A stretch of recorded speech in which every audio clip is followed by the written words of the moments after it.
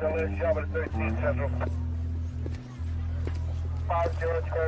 know how fast you were going? What? How fast you were going? I don't know. 10? 8.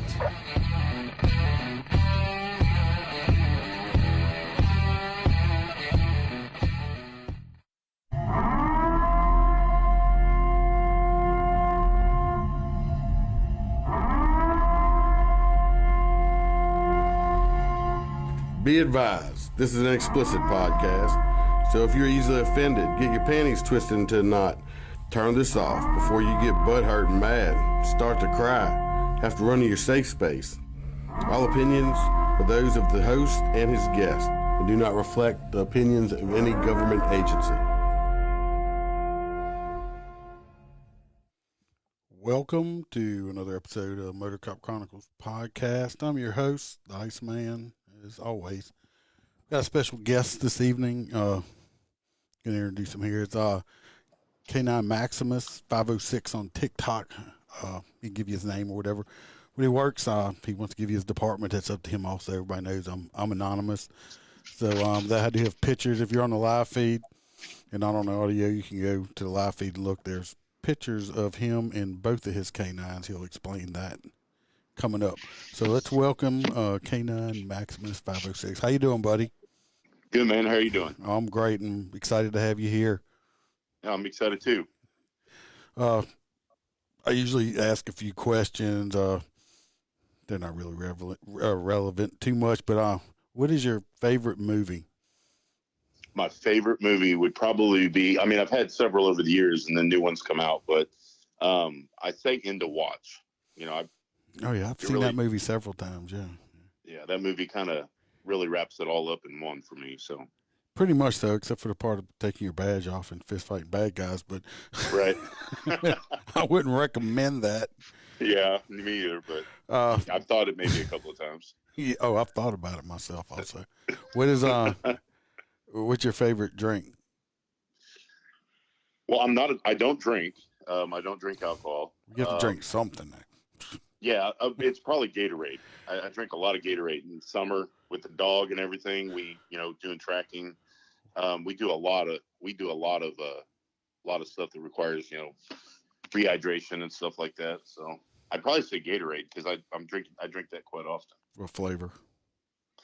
Well, I'm really into this Blue Zero without the sugar stuff. As I've gotten older, the doctor wants me to watch my sugar intake. So, of course, you got to listen to doctors. Well, yeah, my doctor tells me stuff all the time. It's right. It's so much fun. Mainly, it's the wife who tells me, but she's the doctor too. So. Oh, I see. I understand. We better listen to the wife. Happy wife, happy life, right? That's exactly right. I don't know if you write a lot of tickets or not, if you were ever doing it, but are you a 10 or a 15 mile an hour over guy? That question's always, I do FTO too, so I do a lot of field training, and I always tell the guys, you got to pick your number. What's your number? And the new cops that come on, all these new kids, they'll hit it at 5. I'm like, whoa, hold on. 5. If we stopping them at 5, we're gonna have lots of reports. So, my deal is I'll stop you at 10, 12. You're getting a ticket at 20, but it just really depends. I mean, there's always an excuse. Tears don't do it for me. I've been cried on so many times, and it's just my main thing is we go back and look at priors when we call it in, and I'll ask, do they have any priors for speeding or anything like that? And then they'll, if they come back and go, yeah, they've got like 15, they get a ticket. But, being a cop is educational. You want to try to leave them with something. I feel like sometimes if I leave them with something all the time, it's a ticket. But yeah, so I think giving a warning, sometimes hits it easier than giving a ticket. They'll look at it and think, hey, I appreciate the break. I'll slow down. So all my listeners, pray to God if you ever get pulled over It's by K9Maximus and not the Iceman, because the Iceman is going to, as y'all know, is going to write you a ticket. But you said something about a report. Y'all have to write a report every time you write a ticket? Every time. Oh. Every ticket is a report. Basically, everything we do is a report anymore. Wow. Just, way times are nowadays, we have to write a report on almost everything, a dog call or anything like that. There's no HBOs anymore. So, well, thank goodness that I do not have to do that with my department, or I would be writing a lot, because I'll go out on some days and write 15 or 20 plus tickets in just, a couple of hours. yeah. Well, there's grants. I don't know if you guys work some of that grant stuff where you go out and you write the tickets for the motorist safety type stuff grants where we do have some of those. Yeah. Those, by the grant, they want us to write those tickets because it's, trying to keep public safety at the best. And, on those times that we've done that, I mean, it's nothing for me to write 20 or 25 tickets in a day. Okay. Working the highways and doing that. I don't do a lot of speed stuff. Like just I do interdiction since I have the K9. So I do a whole lot more interdiction work, looking for drug traffickers, stuff like that. Oh, I got you. Yeah. So we'll get into this a little bit. If you're on the left, you see he is up here. He has his one K9 dog, which is that a lab. Yep, she's a yellow lab. I take it she's just a drug dog. She does narcotics and tracking. Yep. And you got that's a shepherd, correct? Yep. West German Shepherd. And it's a she also? No, it's a he. Okay. He is in training. He is in training currently, yes. So he'll be 14 weeks on Tuesday. He came out of Lynn, Missouri, out of Willow Haas K9. You guys can look that up on Facebook. She's an amazing breeder and trainer and everything. But we got him when he was 8 weeks old. We ended up, starting with him with imprinting on narcotics. So we've imprinted him on every narcotic that we're going for. So it's, he's not imprinted on marijuana just because of the marijuana law stuff that's changing so much. I'm pretty sure it's well on its way to being legal everywhere soon, or mostly legalized anyway. Right. At least medical, Yeah, I mean, you really don't need a dog to smell marijuana. No, you and I talked about this the other day. I mean, I don't think I've ever deployed Raven in a situation where she found marijuana that I didn't already smell. They don't call it skunk weed for no reason. Right. Exactly. So, and I'm not writing tickets for seeds. Yeah. So, I got you. I pull weed off of people all the time. I'm talking, personal use amountage, nothing, no felony, nothing like that. And I usually, at this point in my career, I will take it and throw it away in front of them, because especially nowadays, I don't need anybody. Before, I used to just put it in my unit and dispose of it, in a different, I'd flush it or whatever, but I make sure I dispose of it in front of them now, so I don't get accused of taking their marijuana, taking their stash, smoking it or selling it or whatever. Right. So I'll dispose of it right there in front of their face. But I usually don't give them tickets. I usually don't even give them tickets for it anymore. I'm like, look, Merry Christmas. Don't do drugs. Yeah, exactly. So I had a buddy one time. He did a traffic stop and he busted a guy for some weed, and he was telling me about it. He goes, yeah, I dumped it out on the side of the road, showed in front of the guy and everything. And he said about 6 months later, he drove by and he realized there was marijuana plants growing in the ditch. Whoops. And most people, I mean, you see everybody wearing like marijuana leaf shirts and stuff like that, or a hat, and so he said that he saw that, and he was just thinking about it like the next week. He's like, man, I should probably go there and get somebody to cut that down. And he went driving by, and there were some dudes out there cultivating that stuff, cutting it down. He ended up arresting them for possession they were out there trying. We're just trimming it. Just think how awkward it would have been if, how them road crews, them inmate road crews come by, picking up Right. trash and stuff. Right. They hit the jackpot. Yeah. This was just growing on the side of the road. Yeah. And I could just see the judge hearing that too. You know, well, how did you come about with this? And it's like, oh, it was growing on the side of the road. But, you know, you get ditchweed. We have what they call ditchweed around here. And people, it literally looks like marijuana. People try to smoke that stuff. And I laugh at them. It's their ding dongs. We have some of that here. We also, we have people now that, they'll grow hemp. Yep. And Yep. of course it looks just like marijuana too. And they have like big fields of hemp. And it's like, no, you cannot go, you can smoke it, but I don't think it's going to do nothing to you at all. Yeah. So y'all yeah, train marijuana. y'all, I don't mean to interrupt you. Y'all train y'all's own dogs like that? Because I think our people, basically mostly around here they use Malinois, but I think they come like pre-trained almost from a company, and then the canine officers go to school with the dogs so they can work together. So with Raven, when I got Raven, what they told me was she was about a year and a half old. Found out she was probably more 2.5 years old, but she was out of Georgia. She was a lab that they had found in Atlanta that was pretty much left for dead in a ditch. They rescued her. She had super high ball drive, which means they love to play with the ball. Those are good narcotics dogs because they want to work. So they shipped her off to Rikers Island, the women's prison up in New York.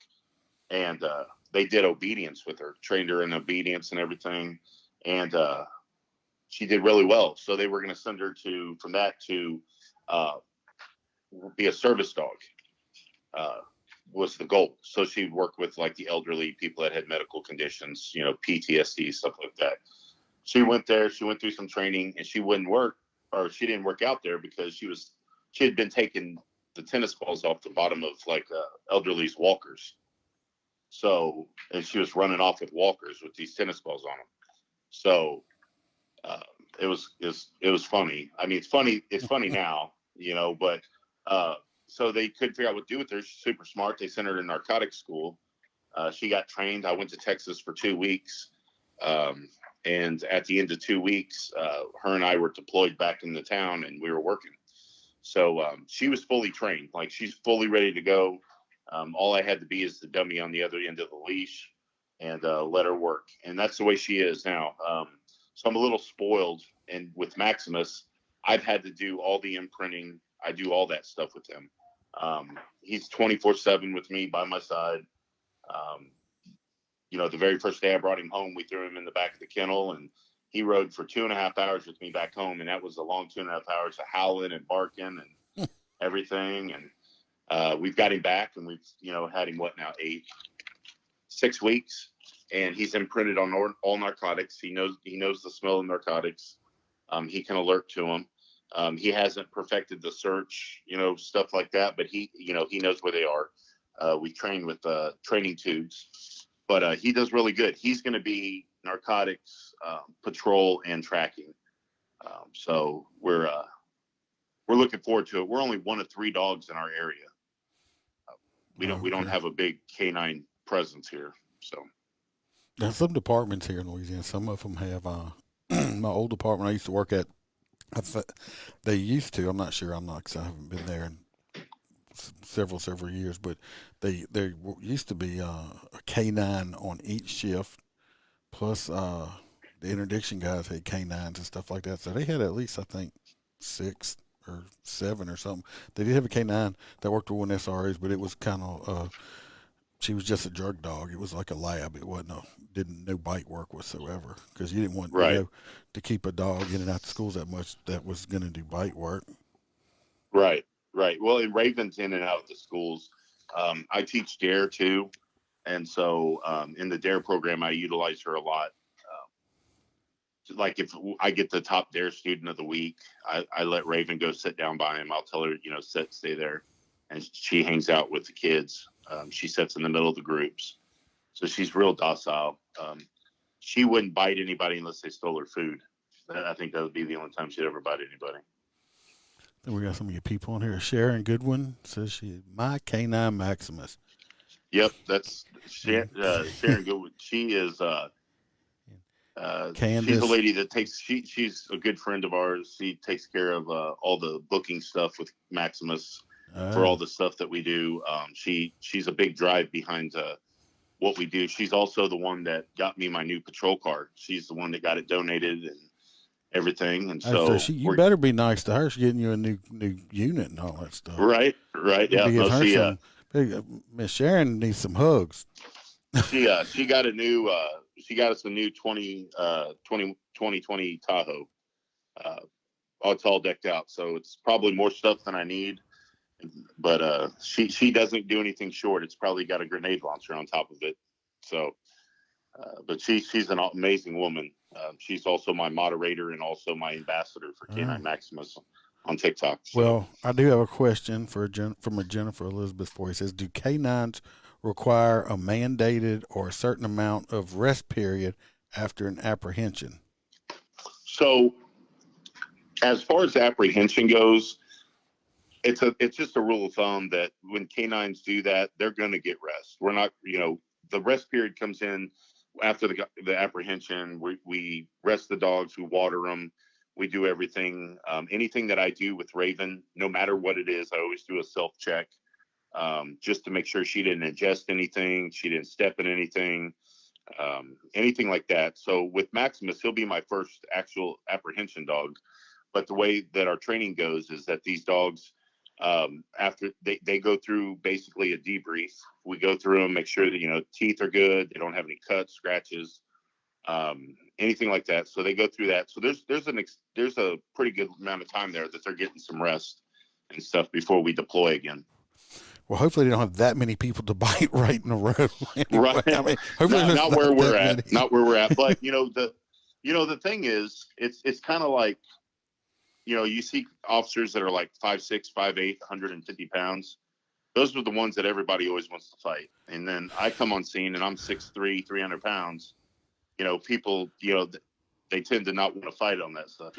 I got you. You got me by a couple of inches on the height, but I'm weighing about 293 right now. So yeah, I got you. I mean, I'm not no big muscle man, especially I'm in my 50s now, but it's like, but I'm still on the bigger side of guys and I'm less likely to be fought with than some of the other ones. For sure. But then you still gotta, you might have to lose a little bit of that weight. Not saying you're a big guy, but you chasing, running. I seen them K9 guys. I'm like, I don't know if I could do that. Y'all run way too much for me. Yeah. Y'all do a lot of running. I got a 30-foot lead for the dogs, so they got 30 foot of free play. I need like a half a mile lead or something like that. Right.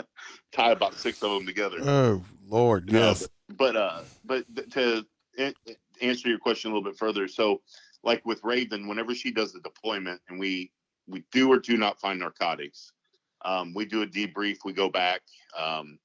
Dogs tend to get really excited when they're doing those kind of things. So we go back, I let her out of her harness. I might play ball with her a little bit, everything like that. But with Maximus, it's going to be a little bit different because our goal with Maximus is, clearing buildings, the narcotics part of it. But, for the apprehension, sometimes I'm the only officer on for a 12-hour period in town. So, by yourself? By myself. Well, and my closest. You got county backup or anything? We got county backup. It's about 20 minutes out. Oh, I remember them days. But that's far and few between that happens. But there's some times where we have overlapping schedules or there's an issue, somebody calls in. But with Maximus, it's like having another officer, basically.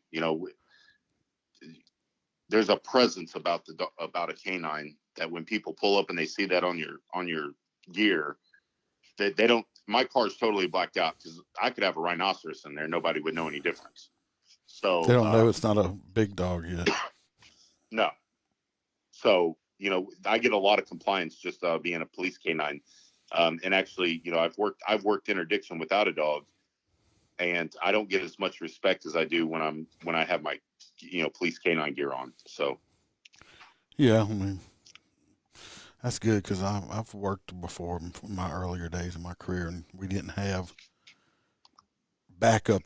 Backup was out of way. So if you got in some crap, you had to handle your business.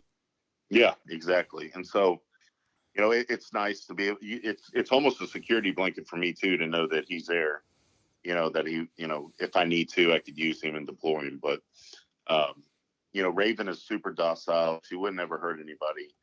But people, even officers, I'll get called for a backup to search a vehicle. And so I usually will walk up and look at the vehicle myself, just to make sure there's nothing visible. With fentanyl and all that stuff out now, I like to talk to the driver before I deploy my dog, just so she's not getting hurt. But, you know, the officers will even be like, hey, we'll wait in the car while you search, because they don't want to get bit. So, you know, that's an officer, you know, that's been around for a while. The ones that say that stuff, they're like, I'll just wait in the cruiser while you do your search. Yeah, I've seen worked with some had some buddies that were K9s, and especially like way back in the 90s, they had this. It was a shepherd. And this dog just didn't care. I mean, they didn't see a uniform. They just would bite anybody. Oh yeah, yeah, that's exactly how it is. But this dog, if you just happen to get in front of him, he's like, well, you're in front of me. I'm just going to have to take a little chunk just to test you out a little bit. So everybody would make sure you stayed way behind him. He was a big shepherd. I mean, I've seen them where they have broken their K9s, and they've gotten like steel fangs put in, like at the vet. I was like, those have to hurt. Yeah, they do implants when they break off their canines. They'll do an implant. It's usually titanium. And they do it just like humans, where they put an implant in, and they basically it's screwed on or whatever it's put on there. But those things those don't break, you know. So, but you know, doing a lot of training, and you go through bite work and stuff like that, they're constantly biting. So it's, you know, it is hard on their teeth. Oh, I can imagine. I wonder if you gotta then you can polish up the dog's tooth, maybe sharpen it up a little bit. They'll freak people out, come out, and the dog's all blinged out. Yeah. He's got a whole set of teeth. He's got a grill. Right. Exactly. So you got any, give us a funny story. I know you gotta have some. And for K9 or K9 or just in general, whatever. This is kind of your time. So, you know, the other day I told this story. I think I told it to you too. And it really, I forgot about this even happening until I was on a TikTok live, and somebody asked me to tell a story. And it's sad, but it's, you know, at the end of the day, it does have some humor. A lot of people think cops are, you know, pretty sick, and things that we do, that we have a sick sense of humor.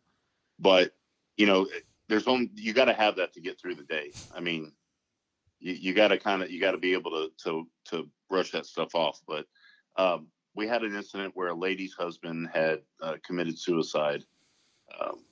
He was in the military. He's a really awesome guy. And he had shot himself. And I responded to that.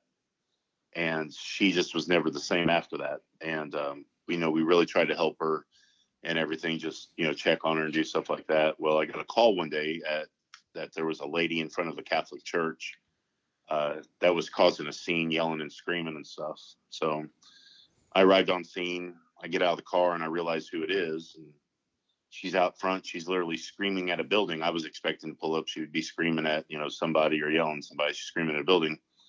And, you know, it was one of those things where a lot of people, you know, it's like the whole thing about, you know, shoot them in the leg, don't shoot them in the chest, you know. That doesn't happen. And very, very seldom do we even have the chance to even make a decision once we exit the vehicle. 9 times out of 10, we're already in it. So I get out and I yell at her and I said, hey, what's going on? And she tells me that her husband's soul's inside the church. And I was like, what? You know, it kind of caught me off guard. And I'm like, what are you talking about? She goes, the soul's in the church. It never left after we had the funeral. And I said, why do you think it's in there? And she goes, well, it's not at home because he doesn't talk to me. I was like, okay, well, you know, I told her, I said, well, let me go in and check it out. So I'm walking up there and I'm thinking, how am I going to fix this? I told her to sit there against my car. She's leaning against the car. I walk inside the church. I'm looking around and I see that there's like this kind of a Sam's Club pickle jar, the big ones, tall ones. They're probably like 18 inches tall, glass type stuff. Oh, it's like one kind you see in a commercial jar. Yeah, the big jars. And so I saw this jar, and I go up to it and take it, and it's got a bunch of little pieces of paper, and it was for a raffle for something for the church. I dump it out. I take the lid that was right there, and I put the lid on top of the jar, and I walk outside with it. I walk up to her, and I go, okay. She goes, what is that? I said, it's your husband's soul. And she goes, what? And I'm like, and at that point, I was like, okay, now she's going to think I'm crazy, that I actually believed her or something, like it's a setup. But I handed her the jar, and this lady was probably the happiest I'd seen her since her husband had passed away. She hugged me and told me I was awesome and everything. I gave her the jar, and I said, okay, get back in the car. We're going to take you home. So we load her up, take her home. You know, I check on her, everything, just make sure she's okay. You know, she's in the right state of mind. She's everything. She didn't want to hurt anybody or do anything. She just had this episode. And, you know, the one thing that I think our country is missing is a lot of, you know, mental health help. That's the number one thing where I think we lack a lot in. We lack more than a lot. Right. And so we don't have anybody you can just call up on the phone. It's not like you can call a counselor on the phone and they'd be right there in 5 minutes. So we get her inside, and I told her, I said, go inside, keep it in there, and do not, whatever you do not take that lid off that jar. And she's like, okay. So, you know, I went by every, you know, week or so, just stopped by. She had a couple of kids that went to school that I checked on. We basically, you know, just looked after her. A couple of us officers did. And, I got called over there for a suspicious person. It was like 1:00 in the morning. Pull up in front of the house. She's outside. She's dressed like Marilyn Monroe, which I thought was totally hilarious. But that's this is the persona that she took on after after all this happened. Her whole mental change had to happen. We went inside and talked to her. I had a young officer with me. He'd only been on probably a couple of weeks. And the officer's like looking around, and he sees his urn and the flag and medals and stuff.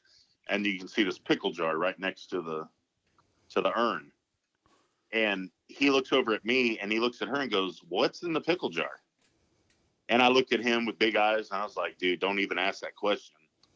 And she's like, oh, he helped me get my husband's soul. And he looked at me like crazy. And I looked at him, I'm like, don't say a word, whatever you do. But she kept that pickle jar right next to the deal. She never opened it. It was sitting right there. So, you know, it's funny in the fact that happened, but at the end of the day, it gave her peace of mind. And as cops, and I know you've been in this long enough to know that sometimes you have to take a situation and try to make the best of it. You know, there's nothing in the academy that teaches you pickle jars and soul snatching. Oh no, what was he kosher though? Yeah, do what? Was he kosher? Yeah, right. Kosher dill. Yeah. So, but you know, it's one of those things, you don't learn that stuff in the academy. You learn that with working with people. So it's just it's one of those things where you just you deal with it every day. And, you know, that's a win for us, you know, even though I really wish we ended up getting her more mental health as we went, but, really, yeah, it's funny, you know, but it's also sad at the same time because I mean, I had to deal. I mean, I've dealt with a lot of mental people, but me and this other cop one time were dealing with somebody, and I was actually backing him up, and she was a little bitty woman, but you know, people with having a mental breakdown can be a lot stronger than a normal person, and we had to restrain her, and she thought he was an angel and I was Satan. So once we realized that she was seeing him as an angel and me as Satan, I backed off a little bit, and he was able to handle her. And when she started to get upset, he's like, look, don't make me, when we call Satan back over here. And she would call him back down. Right. I was the devil. And they do have people that probably think that's true, but I do understand what you're talking about. But I'm glad you didn't cross the streams when you capture her husband's soul and put him in a pickle jar. Yeah, you know, I mean, it's sad because, you know, you think about this guy and how he's, you know, served his country, and, you know, he had issues, you know, he ends up taking his own life, and then it leaves a wake of destruction in the path of our kids and everything along the way. it was a short time after that she lost one of her kids that had passed away also. So I'm sure that didn't help her much. And then I wasn't at that department when that happened. Yes. But well, suicide you know, is a yeah, horrible thing. I've had a couple friends that have committed suicide and stuff like that. And it's just it's really senseless. You know, it's such a preventable deal. Well, a lot of people that commit suicide, and I don't understand where they're coming from. I haven't been in that situation, but if they don't realize they're dead and gone. They don't realize the tragedy and stuff they leave behind for their family and loved ones. Right. Exactly. And I know it's the selfish thing, because a lot of people get angry, you know, and why did he do it and everything. It's people don't look for it. And I always encourage families with people that have mental disorders and stuff, you know, you got to be extra alert. You got to be on top of it. You got to be looking, because they can be manic one day and the other day, you know, it's fine, and they're going back and forth. And, you know, it's just, you got to look after people. And that's what we're missing as a country, is just, you know, looking after each other. We're too busy pointing fingers instead of trying to see what we need to do for each other. So, well, my opinion, in the present generations, or just the time, people are too worried about themselves, and they don't care about anyone else. right. People don't care about each other anymore. Is the problem? It's me, myself, me, what I want. I don't know. I wasn't raised like that, but it's I don't know, greedy or just self-centered. I don't know what to call it. I don't know if I live long enough to see it switch back over, if it ever will. So. Yeah, well, that's the plan, right? So, you know, I work inside the schools with kids too. I do several programs, but I try to work with parents and give parents the power back. You know, there's nothing. I shouldn't be a parent. I shouldn't be a parent to those kids. I should be a role model. So, you know, a lot of parents, they'll call me and go, you know, little Johnny's doing this. I'm like, well, take care of it, you know?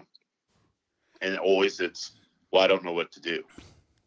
Well, you probably should take the phone out of their hands. You should probably stop watching YouTube. You should probably stop letting them play gore games on Xbox. You know, you should stop letting them cuss you out. You know, it's just, there's all those things, and they want to be friends more than they want to be parents anymore. And the parents are too busy with their faces stuck in their own electronic devices. Exactly. Put the electronic devices down yourself as a parent. Take it away from your children.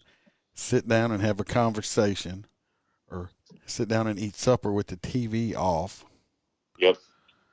And that's what I do. Interact with each other, but they just want to shove something in their kids' hands so the kids aren't bothering them. Well, and that's what I do with my DARE class. I teach DARE 2nd and 5th grade, and my 2nd graders, we have big, like, note card, like big, they're almost huge flashcards, and they'll talk about, you know, bicycle safety, or they'll talk about, you know, street signs and what to look for and stranger danger and all that. So it's not necessarily centered around drugs, but more about citizenship type stuff.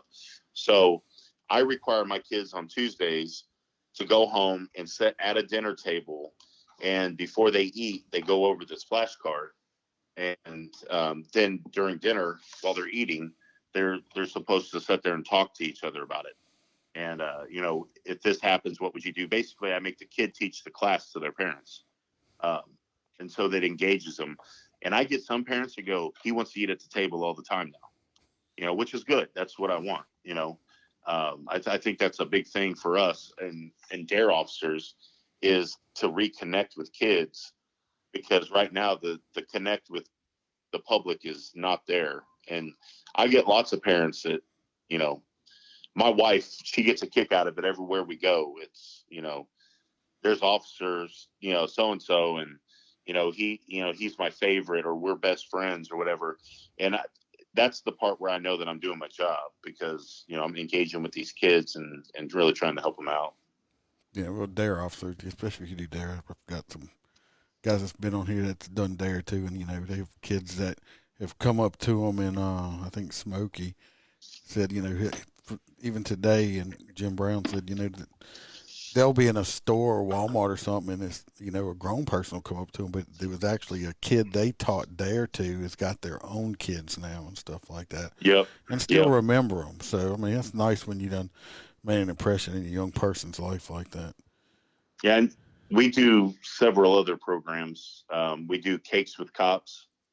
And what I do is on Monday mornings, the teachers from the week before give me a list of students from each grade level for first through fifth. And they meet me in the cafeteria and that Monday morning, and we all have pancakes and sit down and talk about their weekends and stuff. And kids become eligible by doing some act of kindness in school. You know, they helped a student or they helped a teacher, or, you know, they made a great grade on a test. But I let the teachers pick them, and then we sit down, me and another first responder, or, you know, somebody of influence. It might be a doctor or anything like that. They come in and we eat with these kids, and we just they get to meet us and figure out that we're human too. And so that's been really awesome. But COVID shut that down for one school year, so we ended up starting a Panther Citizenship Award, and it's basically the same thing, but they get a medal each week, because you know, with COVID coming in, they didn't want anybody touching each other, breathing on each other, or doing anything like that. Yeah. You sound like you're extremely busy. I'm a pretty busy man. You're extremely, because you also you have a K9 thing. We talked about it. What is it? K9 for K9s for kids. Yes. K9s for kids. Yep. And we that's something Sharon started with me. And so what we do is we get information on kids with terminal illness. I have a young man's name's Drew Ridley. Such an awesome dude. He's got stage 3 kidney failure, and you know, he fights it every day. He's a fighter. You never see him complain. He's always smiling, always happy. And you know, when I sit there and I've had a bad day, I got to sit there and call myself an asshole, because, you know, for 47, I'm a pretty healthy dude. I mean, it could be worse. And here's a kid that's not really lived life, and he's hit with this disease, and he's making the best of it, you know. So it really, you don't have a lot of room to complain when you got somebody like that, you know.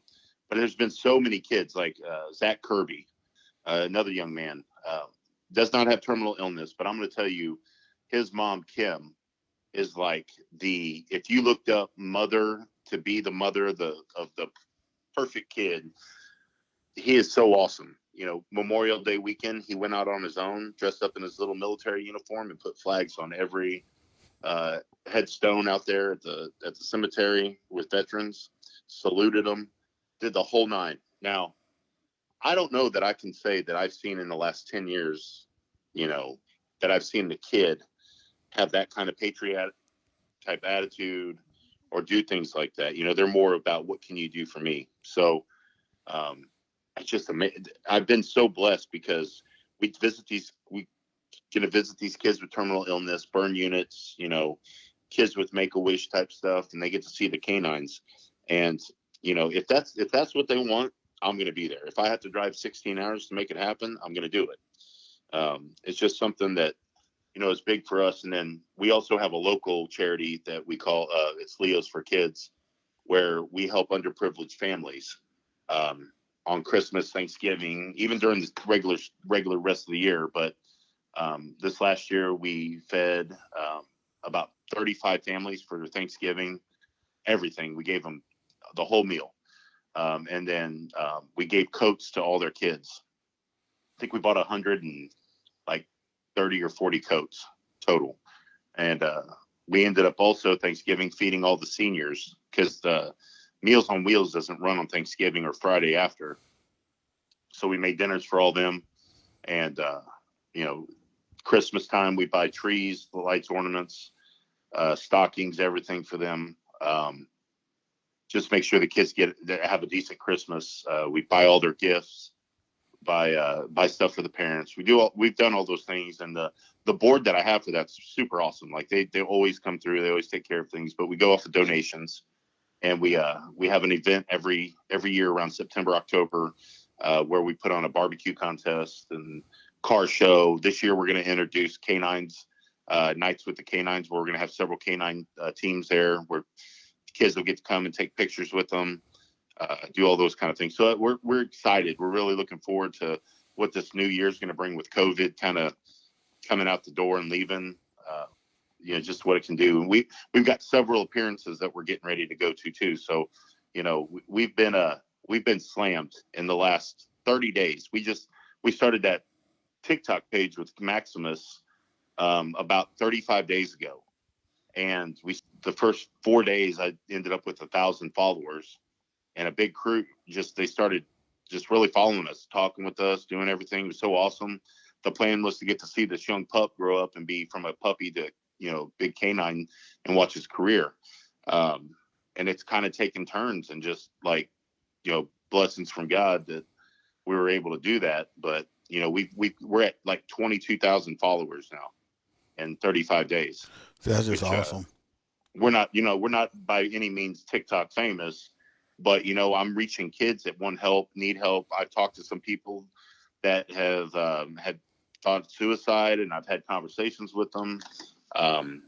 It's just, the big thing for me that really helps me every day is I'm not one that I want something back in return. I'm not going to be like, well, I did this, so I should have this. My big thing is when I see somebody post on there, we just had it this last week, and it was so awesome because they said, I didn't back the blue until I started following your page and I saw the sincerity and everything that you do. So, I really appreciated that because, that's more than a thank you for me. Like I know that I'm in the right track and I'm going the right direction with what we need to do on this whole thing. So. That is awesome. Like I said, you're extremely, extremely busy, man. I do, in our area where I'm at down here, we have the Gulf Coast motorcycle competition, and all of our proceeds that we raise and stuff, and it's been going on for right at 20 years now. Well, all our proceeds goes to the Dream Day, that with St. Jude and stuff like that. Yep, and that's one of our deals with TikTok is we back St. Jude too. So, and there's a big there's a big fishing thing this past year. Of course, because of COVID, they had the fishing thing, so it wasn't as big as it usually is because you surely didn't want to get around all these kids that have cancer, right? To and get them sick or whatever. But yeah, so all our money goes to that because people don't realize it. It's over $1 million a day to run St. Jude Hospital because all that stuff's done for free for the families and their kids. So, right. And that that's really. I'm fortunate. I have both of my parents. Both of my parents are cancer survivors, which is very rare that you even have that anymore. But my mom had cancer twice, but my mom's she's a fighter, so she never. That's kind of where I've got my whole I never give up, and I just keep going and going and going. If it doesn't work, I find some other way. My dad is a double cancer survivor, and my dad's just too stubborn. So he's hard-headed, knuckleheaded, so he would never give into that anyway. But, to be able to have my parents around still, my dad's got Parkinson's, and he fights that. So, just to see that kind of gives me drive, and my kids see the drive in my parents and see the drive in me. And it's just amazing to be able to see those kind of things and witness. And I think, my whole servant's heart, my mom was a teacher for like forever. Since dinosaurs walked, I joke with her because she was a teacher forever. But, to see, I've watched her over the years become a servant to people. And that's where I've gotten my drive from on that, is just to want to really help people and give to the community. Well, you definitely given a whole lot. I'm busy, man. In the 1st of May, I ended up with COVID, and which is crazy. And I know you feel the same way about this probably is, how many places have I walked into where there was a person with COVID, or, you go to somebody tells you they're COVID positive after you arrest them, and, you're just around it all the time. You were bound to catch it. I never caught it.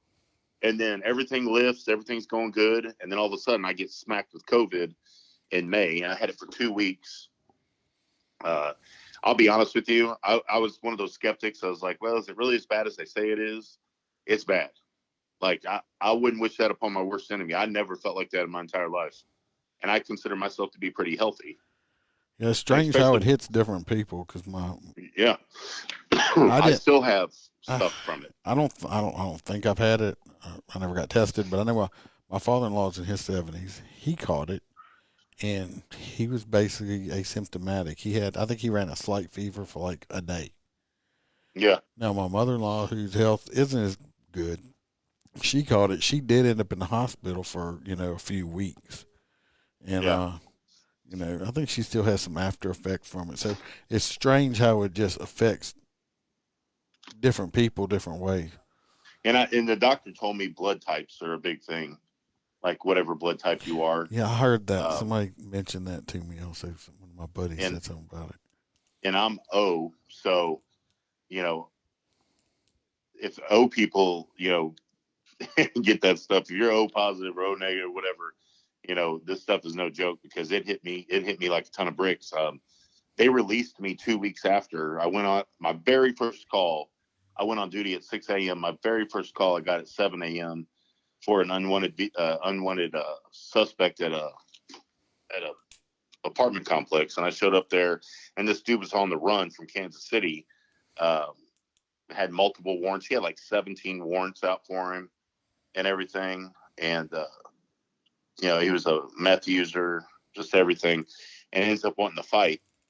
And I mean, I couldn't barely breathe. We got him in custody and everything, but it really took it out of me. So I went back to the doctor and I said, Doc, I can barely breathe. They did a lung x-ray and ended up with pneumonia, had double lung pneumonia the next week. So I've been out for almost a whole month. I'm supposed to be cleared to go back tomorrow. So I'm looking forward to it, but I feel like a rookie again. Been on that COVID vacation?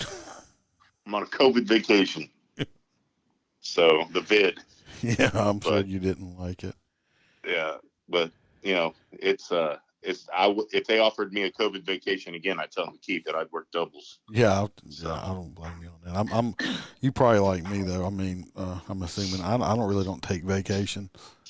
I've got the department I'm with now. I've only been there for like 4 years, and I think since I've been there 4 years, I might have taken an entire week off. And yeah, that's what I've been with the department I'm at now for almost 4 years, and I think I've taken a week and a half off. But fortunately, our department I'm with now does a lot of training. They send us to a ton of stuff, so I get to go to some of these cool places to go to training at. And I mean, it's just as good as doing a vacation. Most cops aren't ones that go out into public and we're in the public already a lot. It's not like we like being around a lot of people. So, getting to hang with other cops and do kinds of stuff at the lake and stuff, the training, K9 training is always fun because we're different. We're a different breed, with our other K9 handlers. We cut up and we're kind of K9 handlers are the jesters of the police world. We always got the practical jokes, I think they just had a recert down here in Louisiana recently, a big recert K9 competition. Yeah. I taken a dog turd one time and hit it under the floorboard of one of the cars. So that didn't come out too well, but I thought it was funny. It's hilarious. Person how long did it take them to realize it was there? Oh, it was so hot. When they got into the car, it was permeated, like putting a dead fish under your seat. K9 cops sound like a bunch of like motor cops. They were in a motor competition in Florida many years ago, and they had a Florida Highway Patrol unit parked in the parking lot, and like overnight or something. I guess a whole bunch of the guys were out drinking beer and stuff, and the next morning when he woke up, you couldn't see his unit because they had completely surrounded it and covered it in beer cans in like a big pyramid. He didn't think it was that funny, but it was a sight. I wish I could find that picture. that takes some patience for sure. Oh, it was so funny. Oh, so this is your time. You talk about what you want to talk about. Well, you know, our foundations are big to us. Everything that we do, I think I probably spend more time dealing with the foundation stuff with the kids than I do work stuff. I mean, I put in my 12. When I get off, I'm usually home, and my wife and I are working on foundation stuff, or we're doing TikTok stuff to raise awareness. It's been amazing, just the way it goes. And you know, it's one of those things. I'm not a drinker. I don't party. I don't go out to bars, stuff like that. One, because my DARE contract says I won't. So that's kind of like it's like being a church official. It sounds like I don't party or go out, but I do like my whiskey. But yeah, I don't drink. Everybody listens to me that probably thinks I'm a freaking alcoholic. Look, most people think cops are though. I haven't had a drink today, people, and it's Sunday. Usually I at least have one while I'm doing the podcast. I didn't even fix one this evening. I actually have a purple Rockstar energy drink in front of me. But everybody knows, you know, I'm like my salty watermelon whiskey.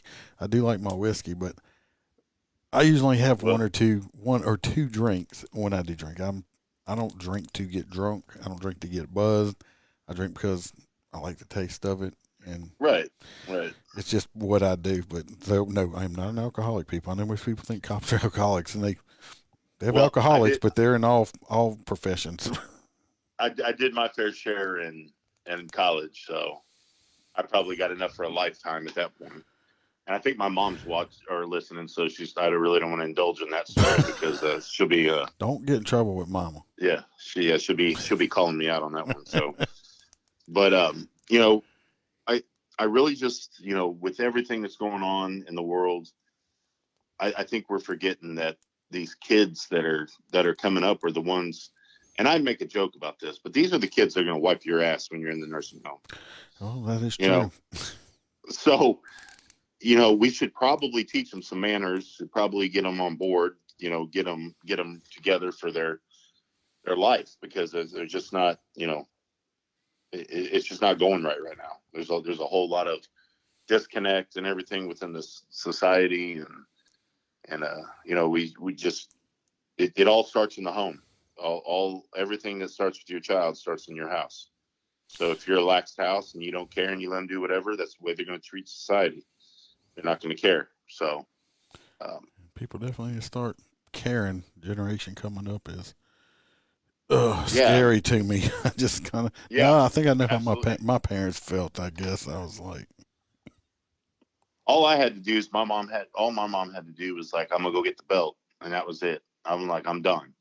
My mom was Babe Ruth.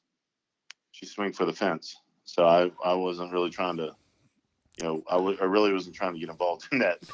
Well, I appreciated my skin way too much. I took my share fair. We say beat the kids. When I say that, people are like, oh, yo.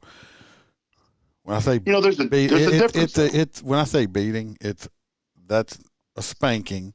I took my fair share of spankings with belts, wooden spoons, switches. Oh yeah. And all that stuff. I gotta say one thing. My dad never did spank us because he didn't have to. Because he'd pull his belt off and fold it up and slap it on a coffee table so damn hard we'd almost crap our pants right then and there. So he never did have to hit us. So usually we just saw the belt coming off him. You'd swear to God that he would beat the hell out of us. We'd go running for the hills, and he never hit us. Now my mom, you know, even when I got bigger, my mom wasn't a tall woman. She was only like 5'2" or 5'3". So, you know, when I was a teenager, I was bigger than her. That didn't stop her. She made me lay across the bed and would go across, you know, and if she saw you tightening your butt up, she's gonna go until you untighten it. So. Well, the sound that always freaked me out is like that sound when the belt comes out of the loops. It's a thut, thut, thut, thut, thut, you know, when it comes out like that. That was just like a sound of death that was coming out of those belt loops when they come out. You know, back in the day when we were growing up, our parents had like the old cowboy belts that have their names on it, or they had little pieces on the belt, not like today where it's just a leather belt. So when you cut that belt, you're catching everything on it. So it was. Well, it's just like in school. I just these schools now are so different now. And I just saw a news article. I don't know if you read it or not. That I don't even remember where it was at, but some teacher or principal paddled this kid, and the mom was there, and there was a lawsuit, and it's this, and they're traumatized, and they got to have this. I actually got to sign the paddle in high school and elementary school because I got spanked with it by the principal so many times because I was just a rambunctious little youngster, and go get your 3 or 5 licks, however it was. And then what was bad is they'd let your parents know because then I was going to get some more when I got home. But I got paddled several times in school. I mean, lots of times. It did not traumatize me to the point where I needed mental health. Well, corporal punishment is not anything anymore. I mean, that's days of the past. I tell kids now is like, yeah, the principal used to be able to give you swats, and they're like, what? What's a swat? And I tell them they spank you with like a paddle, and the first thing that comes out of most of their mouths are like, oh, that's child abuse, And so I'm like, you have no idea what world I lived in. No, me neither. If y'all think that's child abuse, I mean, they'd put every parent and teacher in jail. I always I'm sure my mom's listening, and it's in a joke, but there was this one time with my mom that I was in the Boy Scouts, and my dad was out of town, and my mom had bought me a brand new Swiss Army knife, and she told me, don't take it out till your dad gets home because I want him to show you it and go over it with you and everything like that. Well, that was just an invitation for me to open the knife. So I ended up taking the knife out, opened it up, and I was going to cut my canteen open that we had this Boy Scout camping trip. I thought, oh, it'd be cool. I can just cut this box open. Well, I overcut it, sliced my finger, and I sliced it pretty good, and it just started bleeding out. And it was burning, so I'm like slinging my finger. I'm like squeezing it, slinging my finger, and not even paying attention. Blood's like on the wall. Everything. It looked like a murder scene at my house. And I'm sitting in the bathroom, like cleaning it off, and I hear my mom go, she yells my name. And I was like, oh, hell. So she, it was funny because I always, in my back of my head, when my mom would yell, it would always be like, my mom's a sweet lady. Like, she wouldn't hurt a fly. But it's always sounded like the deepest, like, voice you would hear in a dark hole when they start yelling at you. And I was like, oh, hell. I had blood all over the place. She was so pissed at me.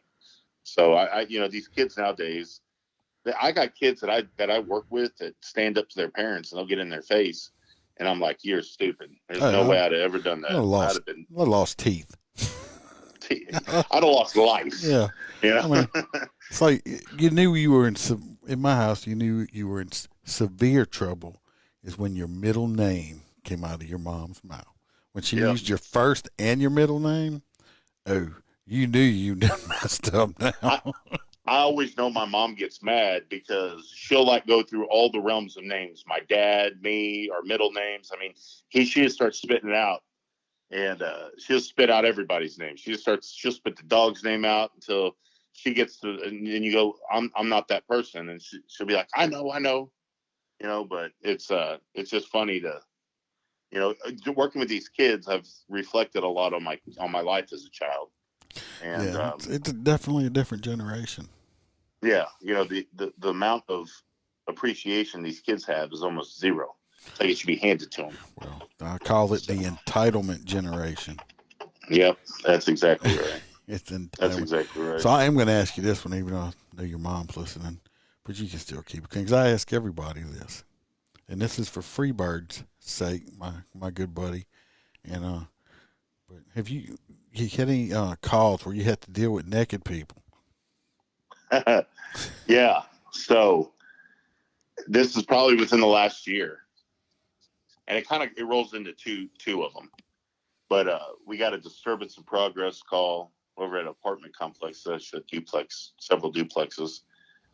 Said that there was yelling and screaming, and there was yelling like she was yelling, "Choke me." Everything. This is what the caller's telling. So I show up there. My backup shows up there. Knock on the door, no answer. Knock on the door, no answer.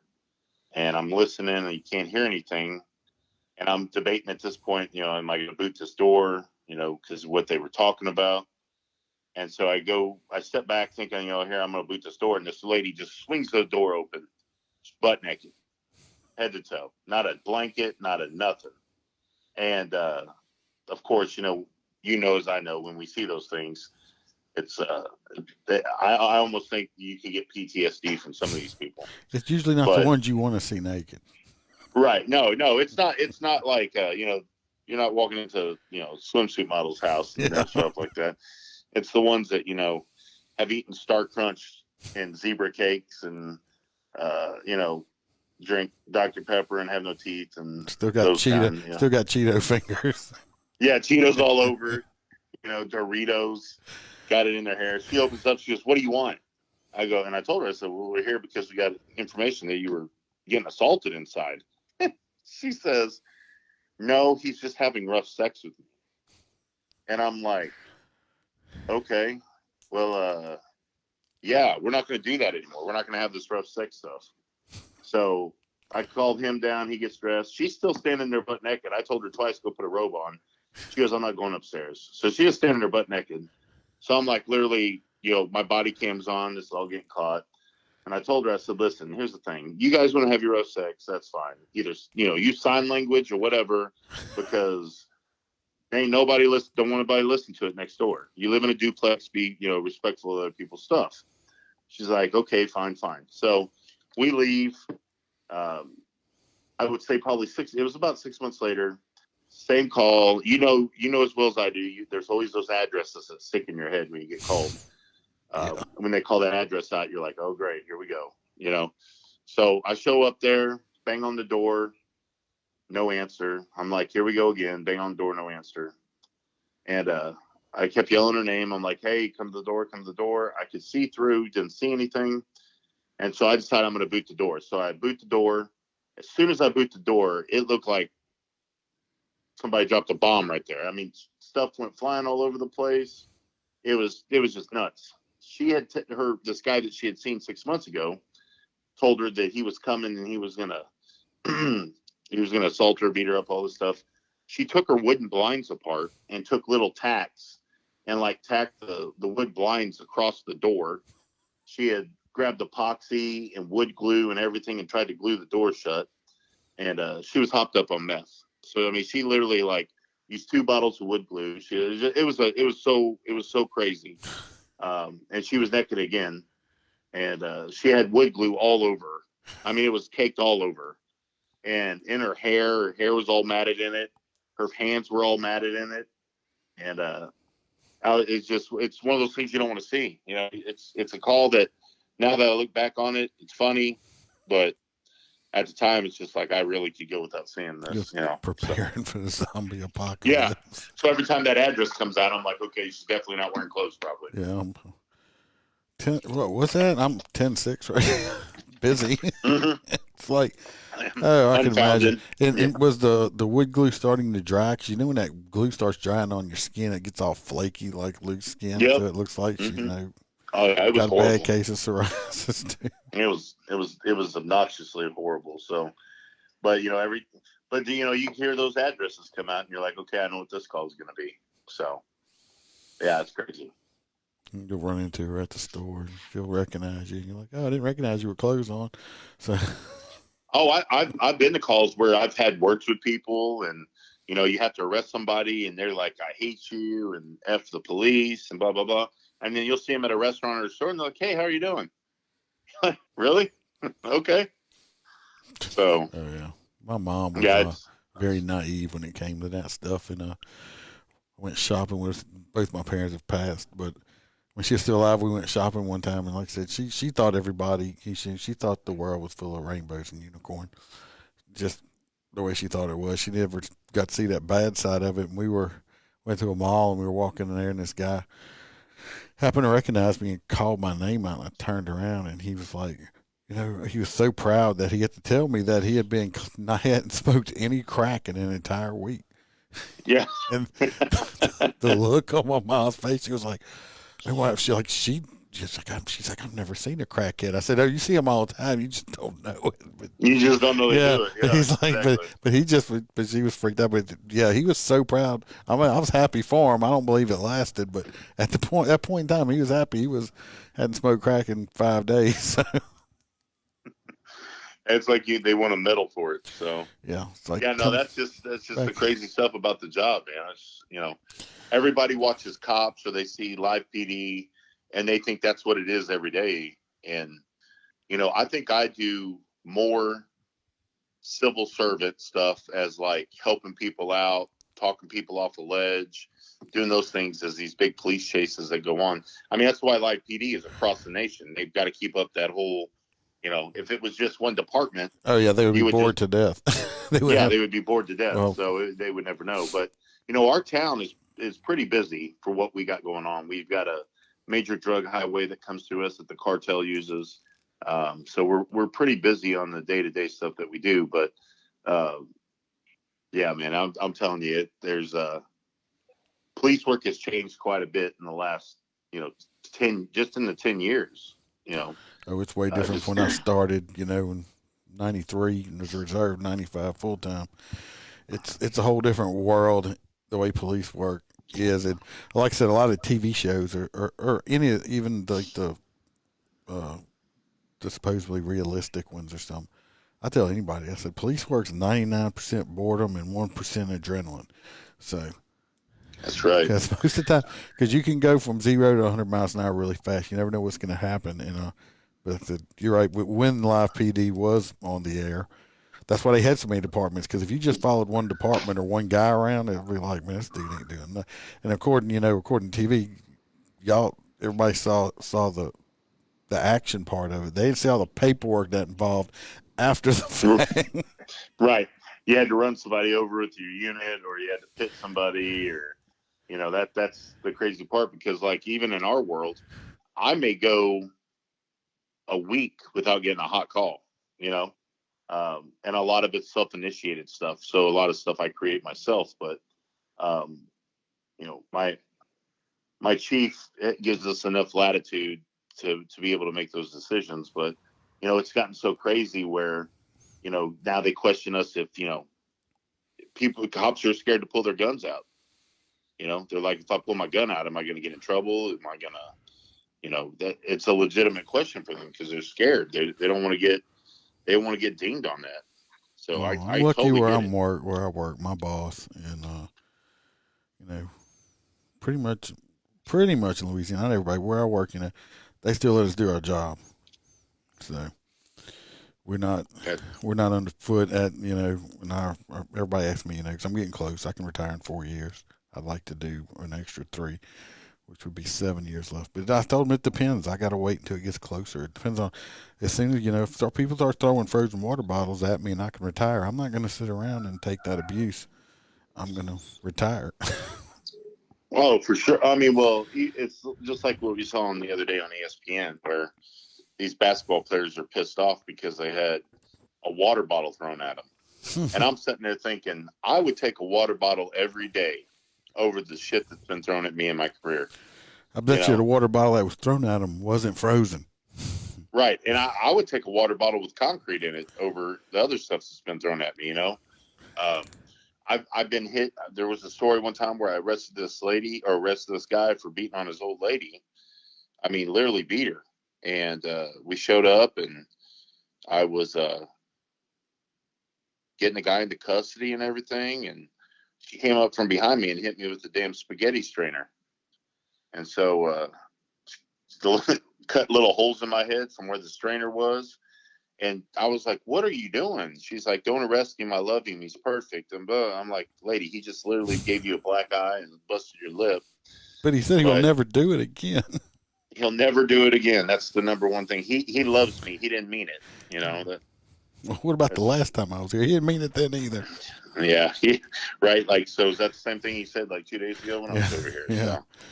You just hit me in the head with a colander. You're right, ma'am. I'm not going to arrest him. You're going to jail. Hit me in the head with that colander, though. Right. Yeah. And, my whole thing is I've got 8 years with Max. That's our longevity with him. maybe an extra year. Just depends. I mean, we won't do a lot of what other departments do with, multiple calls in a day for K9. But my whole thing is that I can, do another 8 years, and then I'll be ready for retirement and do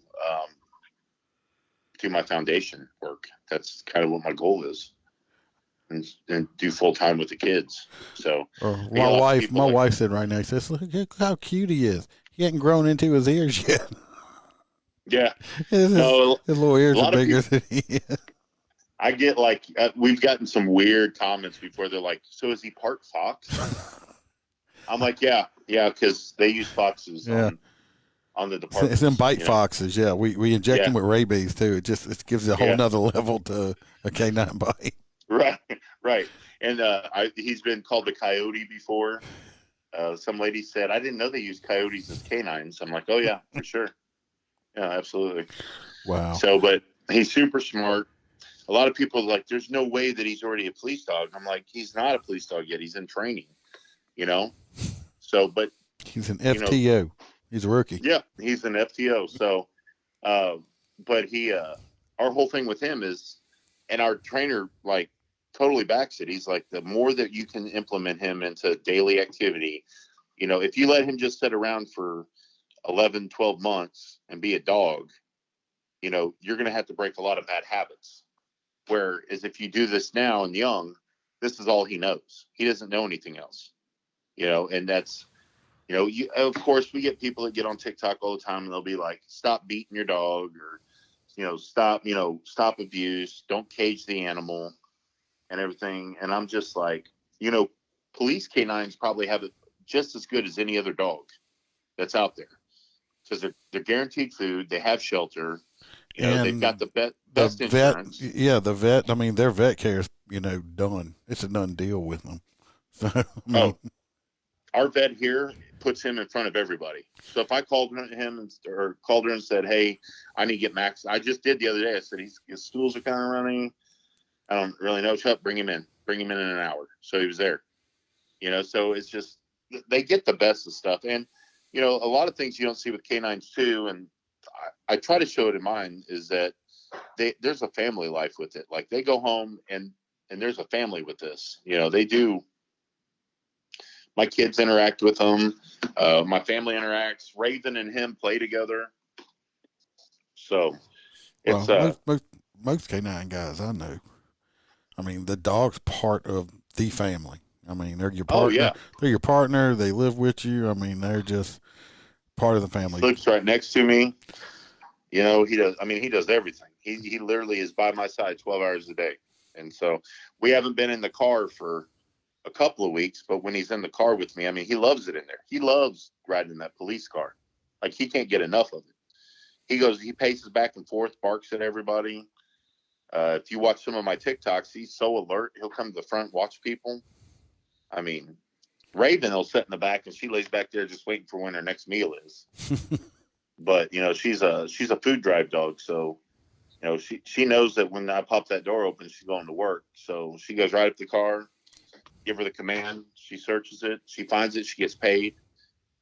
She doesn't find it, she didn't get paid, which I've had people go, that's not fair. And they're like, that means she's always going to be looking. That's what I want her to do, So, I mean, most of the dogs, when they're looking for drugs, I mean, they're looking for their toy, basically. Oh, yeah. And so, Max is going to turn from a food drive into a toy drive. He has what we call a bite stick. That he works for, that he gets to play with. That's the only time he gets to play with it, when he's doing his job. So, but he's a little beast, man. I'm really blessed to have him. He's been an awesome dog so far. Well, but the K9 guys, I thought about it at one point in my career, and I stayed with the motors instead. And my thing was, the units, I'm hoping your unit doesn't stink, but a lot of the K9 units just smell like dogs. I mean, it can't help it. They shed. So, well, oh yeah. I mean, hair, like Raven, she sheds hair all the time. Max isn't as bad, but he's just a puppy, so he doesn't shed quite as much, but he's easier to brush and maintain. But Raven, she'll shake in the back, and then just like floats all over the place. So, and she never potties in the kennel. She never will potty in that kennel. So I never had that issue. Now, Max has gotten to this habit where in the mornings, you know, we get up, we go outside, we go to the bathroom, we come back in, we eat. Then we go back outside, you know, go to the bathroom. And then we load for the day. And lately, he's tested me because he goes in there and it's like he saves just enough to test me. Like he'll go back there and he'll take a 10-200 and it looks like a nugget back there in the back. And I look at him like, you couldn't have got that out when we were outside, you know, and he just sits there and stares at me like, what are you going to do about it? You know, come pick this up. Yeah. Like he's like, hey man, come clean this. So, but he's a puppy still. We're going through puppy stuff. He likes to chew. We've been doing bite stuff with him. He bit me on the back of the arm the other day where we, you know, teach him how to bite. He snipped me on the back of the arm. I looked around, turned at him. I was like, 9, like that. And he looked at me like, oh, okay, my bad. You know, sorry I bit you. But he's in that stage. He just wants to play. He wants to work. So, but he's been awesome, man. I never thought it would be like, I was nervous because I still wanted to stay canine. But since we have to retire Raven because of marijuana, I was so nervous in doing that. So, it's different. Raven was all ready to go. She was like the Cadillac of drug dogs. And then now here I am, I'm working and I'm it's like getting a 1990 Civic and it breaks down every 200 miles, but you guys just keep working it. You just keep building it up. And, you know, he's going to be an awesome canine one day. Me and my wife, Bam, we're animal lovers. We actually have 5 Great Danes. So. That sounds like a horse stable. Oh, it's horrible. It was by accident. We did not mean to have that many, and but one of them he was gonna. Some people claimed that he had bit somebody, and he was a puppy that we had sold because we just bred him one time because we wanted puppies because our 2 older ones are old, and we got a call, and I knew the animal control lady. She's like, look, this dog didn't bite nobody, but if I take him, I'm going to have to put him down. So we went and repossessed him and have had him for, I don't know, years now. And so that was how we ended up with 5, because then we have one that she's beautiful. She's snow white with crystal blue eyes and completely deaf and can only see out of one eye. So we have her sister we kept, and that's her ears. So that's how we ended up with 5. But yes, I do raise a stable of dogs. It's quite the, I go through over 50 pounds of food a week. I have the same problem because we have Max, we have Raven, we also have Tex, who is Max's brother. We ended up getting him for my other daughter because she wanted to. She's always wanted a German Shepherd, so we got her that. And we're working with him on doing like personal protection. So basically, we have 3 canines that Tex could be a police dog. He tested in it for the training and stuff. So we were gonna do it, and then we just kept him as he's an awesome dog. And then we also have Lulu and Ralphie, who are both English bulldogs, and they're my special children. Ralphie has relations with Lulu quite often, and she's been pregnant twice. So we've had puppies. We've got ducks. We've got chickens. We got bearded dragons. We got 2 Flemish bunnies that I didn't even know. Have you ever heard what a Flemish bunny is before? I have no idea what that is. So we walked into Orscheln's, are the people that also sponsor Max on his food and stuff. So we built a pretty good relation with these people. And we walk in and I see these 2 bunnies. I'm like, oh, that's sweet. The girls want 1 bunny. I'll get them a bunny. Like, they've always wanted, they'll take care of it and everything. So I walked up to him. I said, hey, how much for the bunny? So she tells me, oh, I'd sell it to you for $30. And I'm like, sold. She goes, well, the thing is, you have to take both of them. I go, why is that? They're Flemish bunnies, and they have to go in pairs. I said, that sounds like some kind of sales technique to me more than it is anything else. But okay, I'll bite. What gives? And she's like, oh, they're just called Flemish bunnies. And, they're super soft and everything. And I was like, okay, well, I'll do 2. I got 3 girls here. They'll love 2 rabbits. So we get them home, everything, surprise the girls, get them in their, we bought them this cage and everything. And I sat down and I was like, I'm going to look up this Flemish bunny and see like what we need to do, just kind of learn about them and stuff. So I type in the word Flemish bunny and it comes up Flemish giant bunny. And I was like, that can't be the same thing. So I redo the search and I put Flemish rabbits and it pops up Flemish giant rabbits. And I'm like, okay, there's a pattern here. So they get they get really, really big. 45 pounds and up to 4 foot long. Oh my God, for a rabbit? For a rabbit. Look it up. It's the most craziest thing. That would make a hell of a stew. You can make one jacket with one rabbit. I mean, But I wanted to buy some cows or something and a pig one time for food, and I was informed by my wife that we do not eat our pets. So yeah, I'm not allowed. Right. So if I get any type of animals, because you can get a baby piglet and 9 months later get hundreds of, a lot of meat off of it. But I'm not allowed to eat any. So I was like, I'm not buying it if I can't eat it. But yeah, so you have like 90 pounds of rabbits now? Yeah, it'd be easy, and I could make probably like a whole wardrobe out of the hair out of it. It's just they're not crazy. Breeding, are they? Well, so we asked them. We were like, are they boy girls? And they're like, well, I think they're brother sister. And so I'm waiting to wake up one day and there'll be like 20 Flemish giant bunny rabbits in there. God. And so yeah, we've got a whole Noah's Ark here. So if the world ever comes to an end, they're gonna come to my house and get about 12 different species. But yeah, it's a crazy household around here. We keep it wild, and we're always doing something. We're always busy. But it sounds like it. And you said your dog. You said the other dog tested high too. Well, I had my dogs tested, and the short bus showed up to pick them up to bring them to dog school. So that's where my dogs tested on the intelligence scale. Yeah, Max is super. He's part human. He just knows. Like today was the first time I ever played fetch with him, and I played with tennis ball with him, just throw it to him and play with it. But today I threw it in the yard, and he grabbed it and brought it right back to me. And literally let me have it. I was like, well, that's kind of strange. I've never done that with you before. And I threw it again. He brought it back. I did it 4 or 5 times. He's going back and gets the ball. This dog basically learned fetch in just one day, going out there and just playing around, just the mental awareness that they have. And he's super, super responsive to everything. If he sees something that doesn't look right, he watches it. He'll growl a little bit.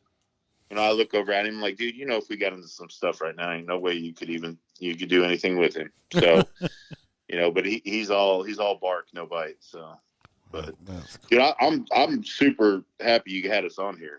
Well, I enjoyed it. And this was awesome. About an hour and a half, so we're about to wrap it up. I'm gonna let you know. You can definitely come back on and maybe get some for sure videos or something you can send me. We can add to it as Maximus is going through his training. Yeah, for sure. For sure. Yeah. He goes to St. Louis in 2 weeks to do his phase 2 of his training. That's the part that I'm not going to do. I don't have the time. So he's going to finish on narcotics, finish on tracking, and then he starts his bite work stuff. So, yeah, we love followers, man. Anybody that would follow us, our TikTok page is not one that's full of funny stuff, because I try to be more positive, and it kind of went from, just we're going to do training stuff to where our following people ask questions, and I get kids that want to talk about, being in law enforcement and stuff. So it's kind of evolved in something more than what I thought it would, which is fine. But, it's K9Maximus506 on TikTok. We do have a Clapper channel. The difference with the two, I don't know if you follow much on Clapper, but it's more the conservative they let police officers be police officers on there doing videos. TikTok, I've been kicked off TikTok twice. One was we were doing a video in my car and you could see my AR handle in there, so they booted me for that. Even though there's guys on there that have guns all the time on there that aren't police officers. And then the second time most recent was about a week and a half ago, where I got booted because I used the word heroin in a training video. But then I just saw somebody rolling a joint, on TikTok, on a TikTok video. So it's nuts. I don't know who really runs that whole thing, or if it's just a thing out for, police officers, but as long as we get to spread our message and we brighten some people's days, and in return we get to help kids, I'm all for it, man. And you're in Missouri, right? Correct. Yep, Northeast Missouri. So, but if y'all listening, if y'all have TikTok, go check them out. Same name on Clapper. Also, I like Clapper myself, and you got an email address you can put out in case anybody wants to email you, or your organization, your K9 for Kids, or anything like that? Our email is K9 for Kids at, babe, is it Gmail or Yahoo? Gmail. It's at gmail.com. K9 for Kids at gmail.com. They can reach out to us. We do. Sharon is like amazing at getting me stuff. We have appearances. We're Georgia, July 31st. We're going to be there for a wrestling match with a bunch of old WWF and WWE people, Kevin Nash, Bigelow, all those guys that used to be big time. They're having a charity wrestling match down there for my guy, Paul, that is Bikers Against Abuse. Awesome dude. They go and chase down exploited children that have been missing or have been kidnapped and sex trafficking. They literally they team up with law enforcement. They go boot doors and get these kids back. It's a freaking amazing thing. They invited us to come down. We're going to be there for special appearance. We're going to be giving out shirts and doing all kinds of stuff with them. And then we have another event in Texas sometime in October. It's going to be another K9 event. In September, we'll have our September 17th and 18th. We're going to have our Blue Santa event here. That's local, that we help the underprivileged kids, and we do barbecue contests. We do car shows. We're going to do Meet the K9s, where kids will be able to come in and take pictures of K9s. We got vendors. We got bands that come in and play at night and during the day. So it's a 2-day event. It's huge. It's really awesome. It brings families together, and at the same time, we're giving back to the community.